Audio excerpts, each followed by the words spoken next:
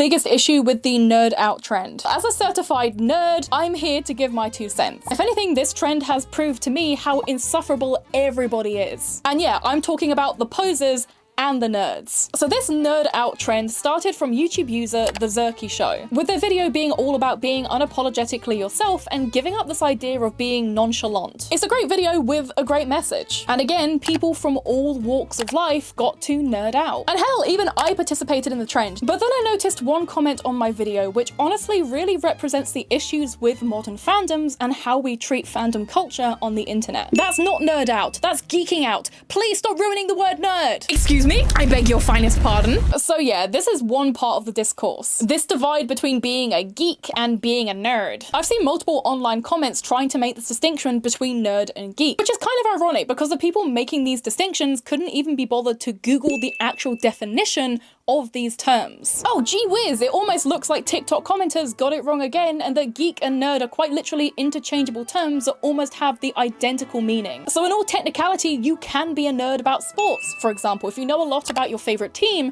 you are a nerd for that team. Again, these interests could be something academic like science, or they could be something niche and nerdy and not at all based in reality, such as the SCP Foundation. Being a nerd is not constrained to some sort of intellectual requirement. And the same attitude of gatekeeping quickly overran this trend, with people taking part citing Lululemon, Crumble Cookie, chain restaurants, and of course products as their nerd out moment, immediately inciting the wrath of the internet as they got dragged and mocked online. It does kind of miss the point of the trend, and it still feels like a manufactured way of seeming palatable to people that you're trying to impress, trying to fit in once again within mainstream society, something which is actively against what this trend is all about and trying to promote. But you know what's even more insufferable than basic people who don't seem to have a hobby or a personality? The people dragging them online. You guys are even worse. You guys are even more insufferable. Or even weirder and more annoying still, the ones that are calling the shots as to what is now considered nerdy. Because why are teenagers who were still in nappies when I started cosplaying and collecting figurines suddenly telling others that their passions and hobbies are no longer valid? I'm gonna hold you by the pocketbook when I say this. You're just perpetuating that same cycle of abuse when you choose to make others who you don't know or don't care to learn about feel ostracized or uninvited for trying to enjoy the same things that you do. When you grow up always being bullied for your hobbies or your fashion, which I very much was, it's very easy to dehumanize